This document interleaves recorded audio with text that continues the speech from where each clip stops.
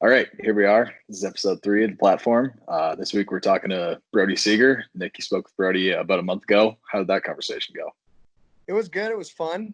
Those of you who know Brodie know that he likes to talk. And so we had a good chat, ran a little long, but we covered every race this season pretty much and got some really good insight out of him. So please enjoy. Sounds good. Well, here we have Canadian team member and BC ski team alumni, Brodie Seger.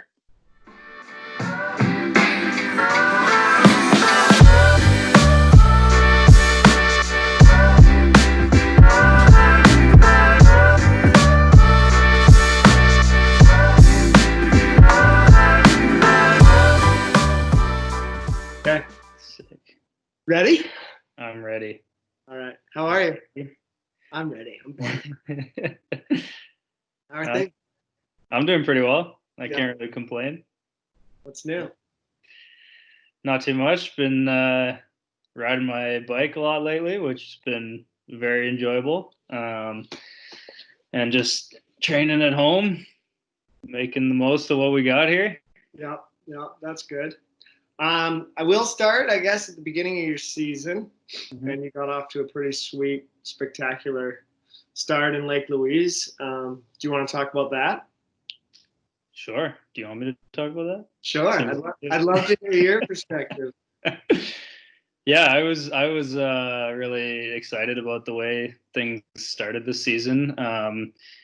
It always feels good to get a couple good results like that right off the bat and sort of get that pressure off, or that weight off your shoulders. And I've had other seasons where the very beginning maybe was not great, even if the prep period was going great, and all of a sudden, you get through the first race or the first couple races and things are not going your way, and it's always a challenge because you got to figure out how to, if your prep season was going well, you need to figure out how to just put those things past you, and you got a whole other season ahead of you just because the start didn't pan out as you were hoping it would. It doesn't mean it's all over, but so that felt really good this season to have a bit of a different experience and just have it sort of like a weight off my shoulders right off the bat, and start things off on the right foot, feeling good about it. And did you feel like your prep was going well? Like, were you really confident going into Lake Louise? And I guess for the people that maybe don't know, like, you started, what was your bib? Do you remember in the Super G? 57. And finished 16th, right? Yeah. So leading up to that, did you feel like you knew you were in a good spot? Was it a surprise? How were you confident all summer with what you were doing on your skis? I was feeling pretty good for sure. I mean, I don't want to sound like I was coming into the season like, oh yeah, I'm ready to just absolutely kick butt and take over the world. Like I don't feel like I get that sort of cocky feeling when things are going well in the prep period. Like I'm more reserved about that, I guess I could say. I don't want to get ahead of myself. But having said that, like, I did think things were going well, or at least I felt good about how I was skiing and just how I was feeling on my skis. And I also was just feeling good about what we had under our belts. Like, we got a lot of really high quality speed training in the prep season last year, which was really lucky. I mean, it's you never know when you're, let's say, going over to Zermatt to try and get a good block of speed training. You don't know if you're just going to get totally crap weather for that week, and who knows how it pans out. And we ended up being really lucky with that, and then getting a whole bunch more really good speed training in Nikiska and Pano right before the season started. So definitely feeling good on my skis after that. I also felt like we were in a pretty good spot as a group. Like I think a lot of guys were feeling good going into the season, but I also felt like at the beginning of the season in particular, there was a bit of a vibe like, okay, a bunch of us now are ready to like put our nose in there, and we've had some most of us have had a little bit of experience dabbling in World Cup for the last season or couple seasons. And it's kind of like, okay, we are all skiing so much better than where we're at right now. Like it's time to make a move. We are worth more than this. And we can do a lot better than this. So like, why not? Like, this is a time, let's do it. This is our time. And was that a feeling, or was that something that, did you guys actually verbalize that at any point, like leading into the season? Was it like, let's go get it? Or do you think it was just a collective feeling that the whole group had? I can't honestly remember a particular time where we necessarily verbalized it or had like a little powwow, pump up chat or something like that. But maybe in smaller conversations between us. But I kind of felt like that was the vibe, at least. Yeah. In the group. That's cool. That's cool. So then you get that great start in Lake Louise, and then you go down to Beaver Creek, right? Yeah. And how was that? It was, well, those first 2 weeks, Lake Louise and Beaver Creek were interesting. Well, actually, I gotta say, I think it all started right before Lake Louise, actually, when we had those two coaches cup races in Pano. When right. We were there. Yeah, the Swiss team was there. Like bunch of World Cup athletes that happened to be training in Pano and just have a race on Old Timer, which we know like the back of our hands. And that was definitely a moment. I mean, like I said, I had been feeling pretty good on my skis in the prep period, and then just tried to use that as an opportunity to just ski with confidence and with the good feeling I had in training up until that point. And I wasn't really expecting a whole lot from that. And then all of a sudden just winning one of those races in a field with a bunch of World Cup dudes. And I'm like, okay, this is pretty, like, also a flat hill that I'm not generally that good at. Like, that feels pretty good. Like, okay, now I feel really good about it. Right. Skiing. I can't believe I forgot about that. That's fun. Yeah, Panorama World Cup. How could you forget? Yeah. But then going into Lake Louise and Beaver Creek, it was interesting how they panned out, because it was similar in both of those weeks. Lake Louise, the downhill was first, and the Super G the next day. And in the downhill, I had a bit of a disappointing result. A couple mistakes, but again, a couple fast intervals. So it was kind of like a bittersweet moment. Like, I had a lot of good stuff going on. I was so close, but made a couple mistakes and blew it.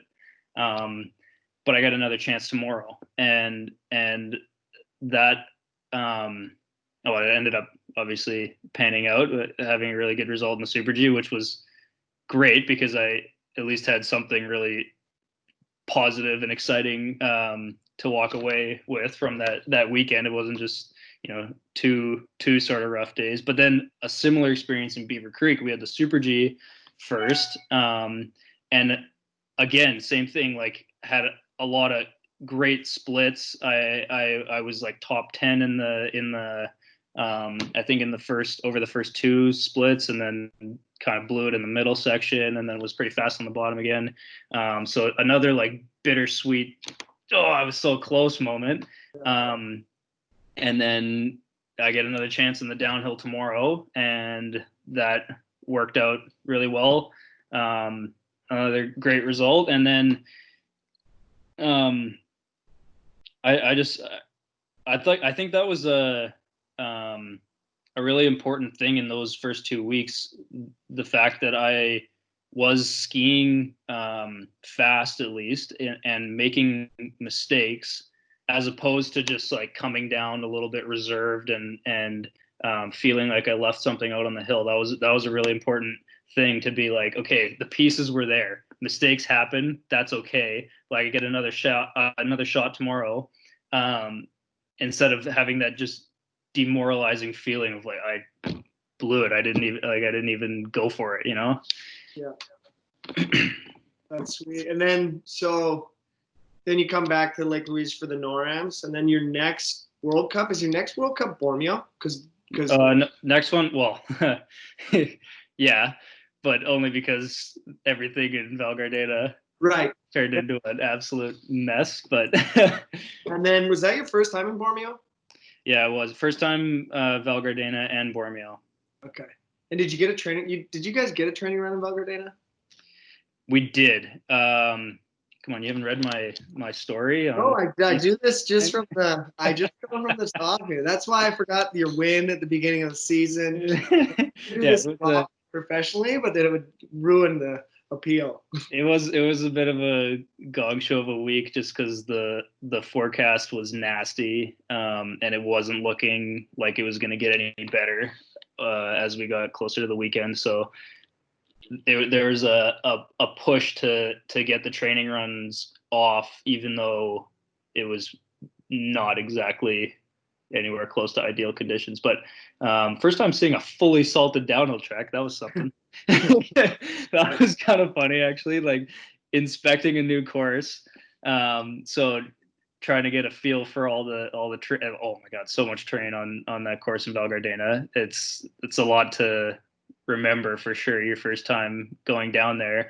And it was hilarious because I guess I don't know how they go about salting a full downhill track like that, or throwing fertilizer on it, but it looked like somebody had just skied the exact line down like slowly while dropping fertilizer or whatever, because I guess the fertilizer has brown specks in it, and there was sort of a trail of these brown specks down the race line the whole way down the course. So being my first time there, like it was a little visual, to be like, oh yeah, this is exactly the line. You stop at your coach and they're like, oh, yeah, where the brown line goes there. It's like, yeah, it's perfect. I got it laid out for me right there.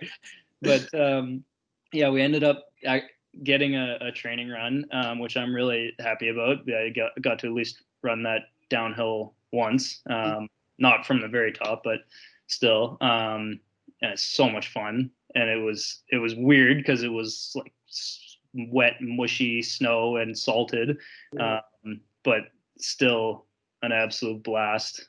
And then very unfortunate the way the Super G went, getting shut down like one athlete before me.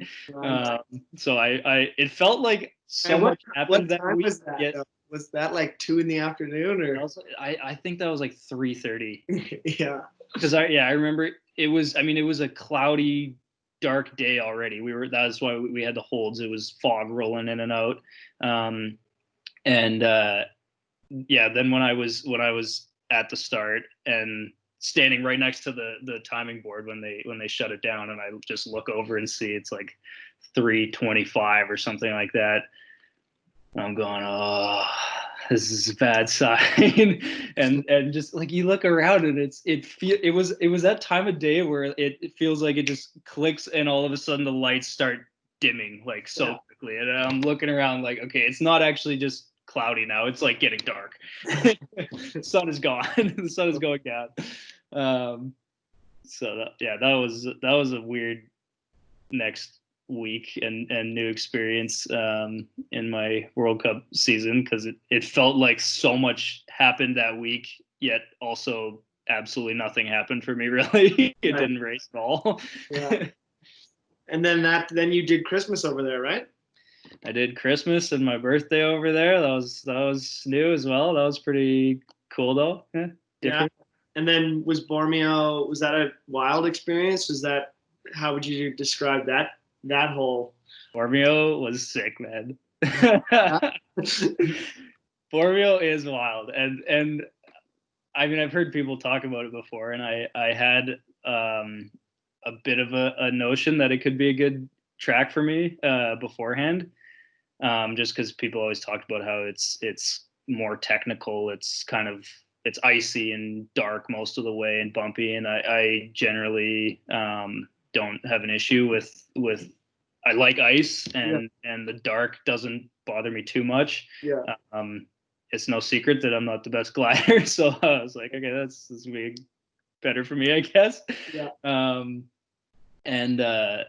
yeah, it proved to be a really fun track, and it's wild, and it's pretty gnarly and scary in some parts, but and it's like people were saying, oh, it's the most tiring thing you'll ever do, and I thought, like, I really, like, it's 30 seconds shorter than Venga, and people talk about how that's so tiring, like, how could this, it can't be, and then sure enough, I mean, it's probably that time of year too, because you've been going hard for a while, but oh man, coming down the last pitch, like, now I understand why so many guys, when you're watching on TV, they just look not at their peak form coming down that last pitch, like, and you're kind of watching thinking, like, why does everybody look so ragged down here? It doesn't look like there's anything that gnarly. Well, yeah, this like gradual compression in the last turn before the finish actually just completely juices your legs. Like, you got tunnel vision down there, and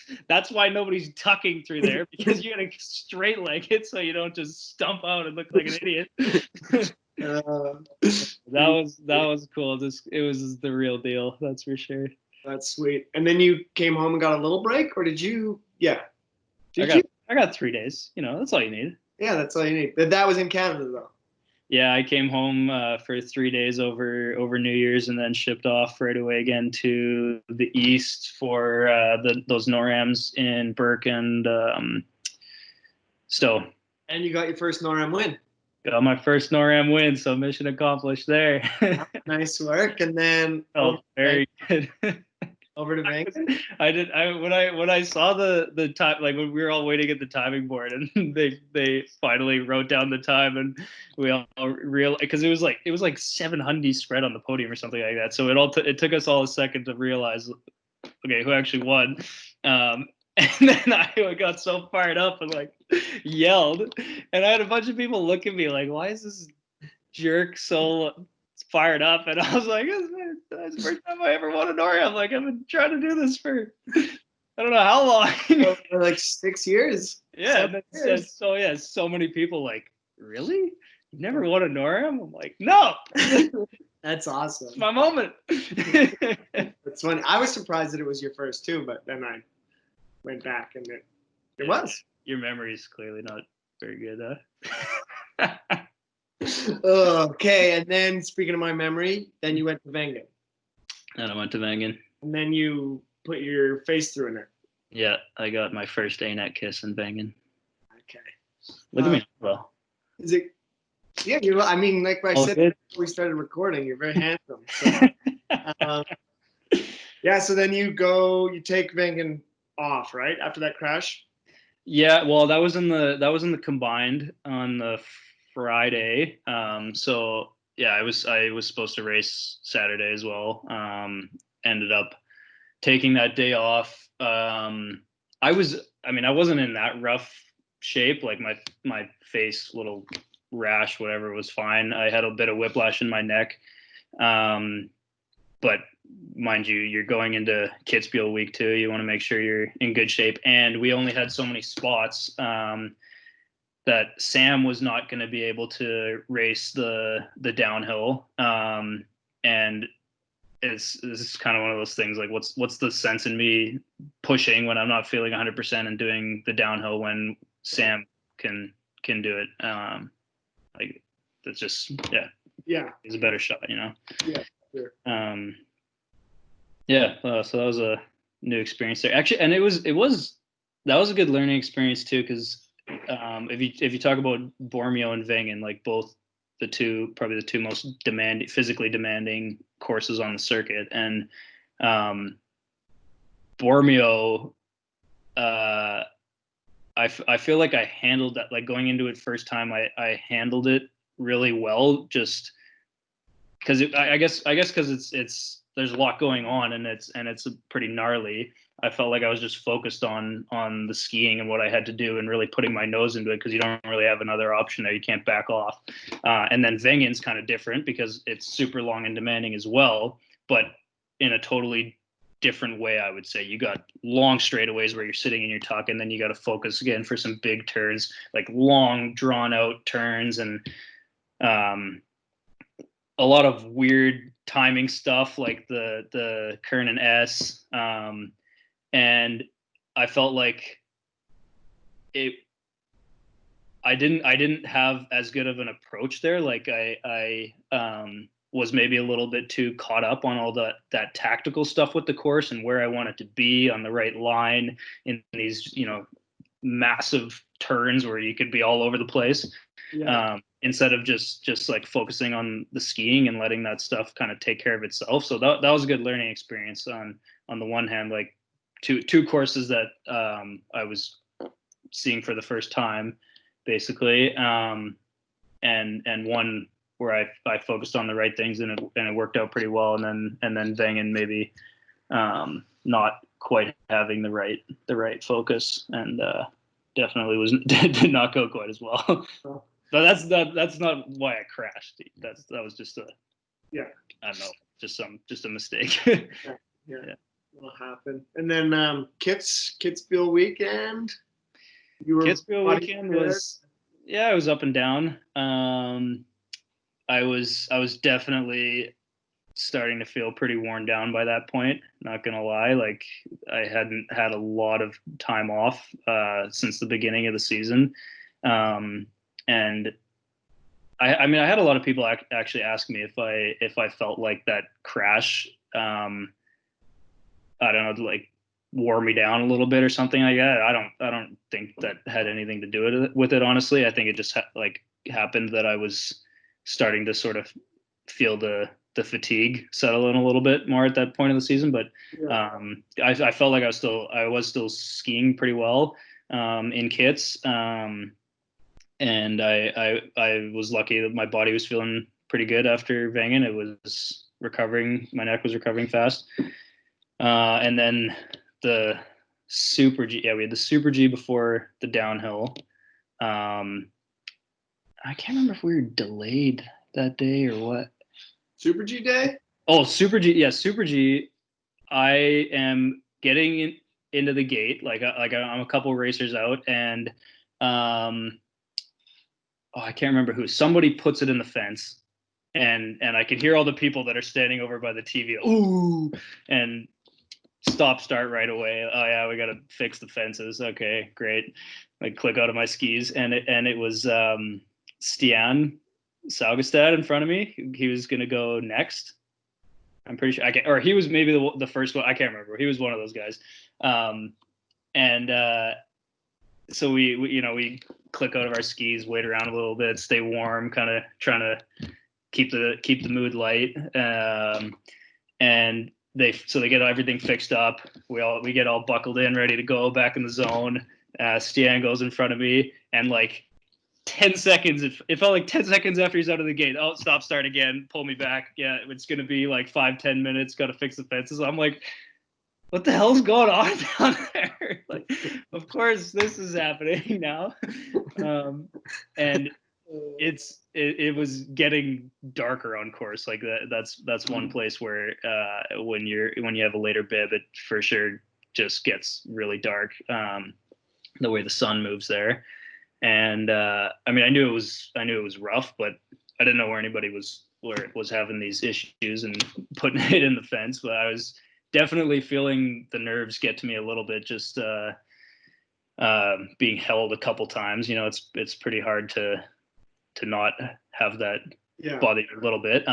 But I when we got going again and I got clicked in, they sent a forerunner. I was just thinking to myself, like, okay, it's time to go now, and I'm not gonna waste this run. Like, I'm not gonna go out and be backed off now because I've had a couple holds in front of me. Like, screw this, I want to go out and be confident and put my nose into this thing still. And I think overall I executed pretty well, but made a little mistake in the middle and didn't carry my speed that well through the middle flat, and came down into 30th, and I was like, yeah, like, okay, that's good, but I'm 30th. I'm right on the cusp. I don't know if this is gonna hold.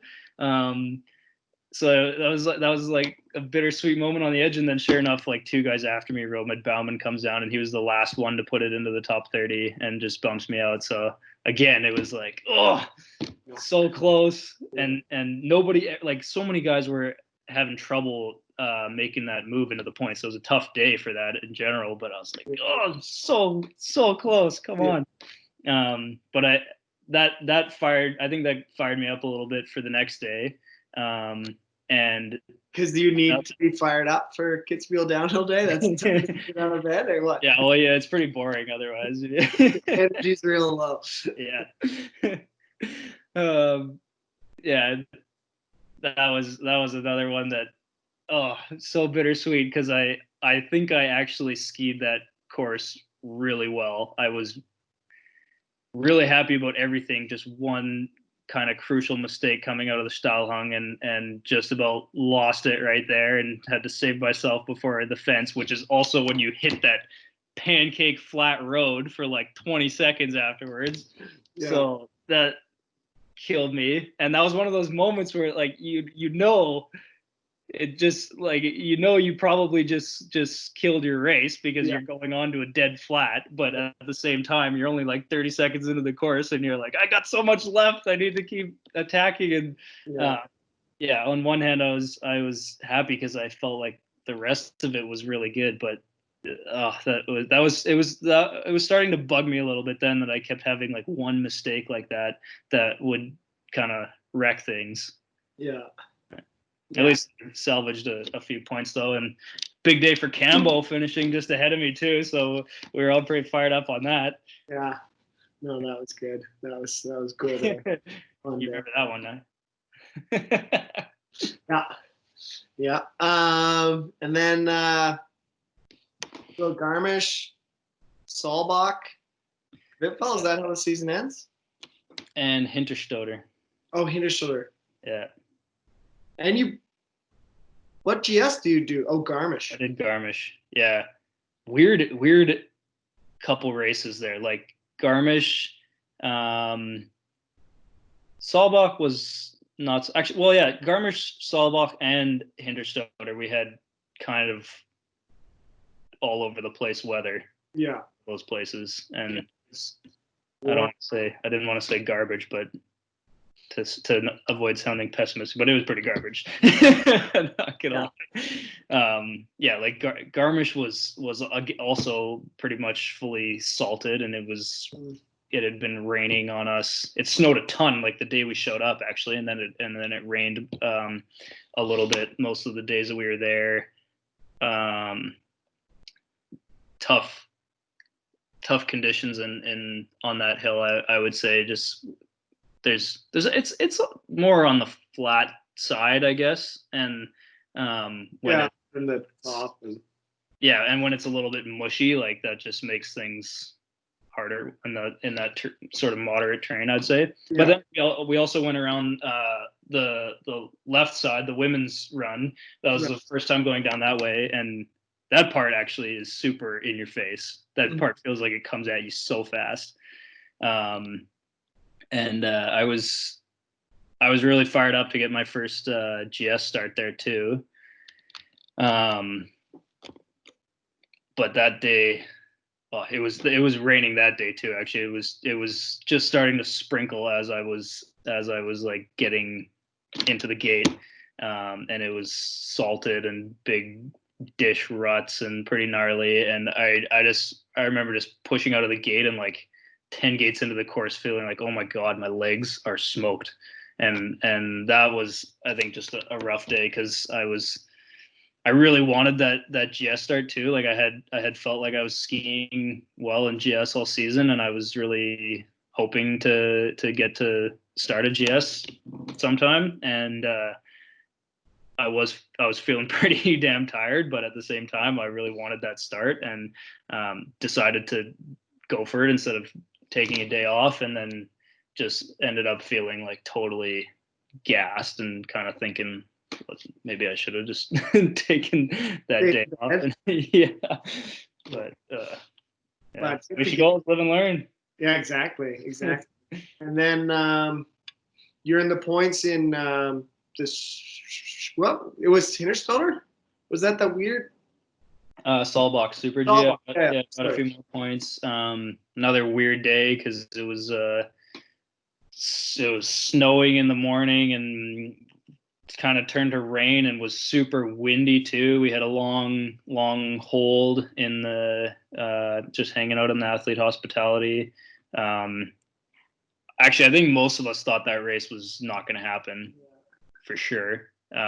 Just didn't seem like the wind was letting up, and it didn't seem like there was any way we could have, even if we ran the race, it wouldn't necessarily have been dangerous, but it didn't seem like there's any way we could have a fair race. Right.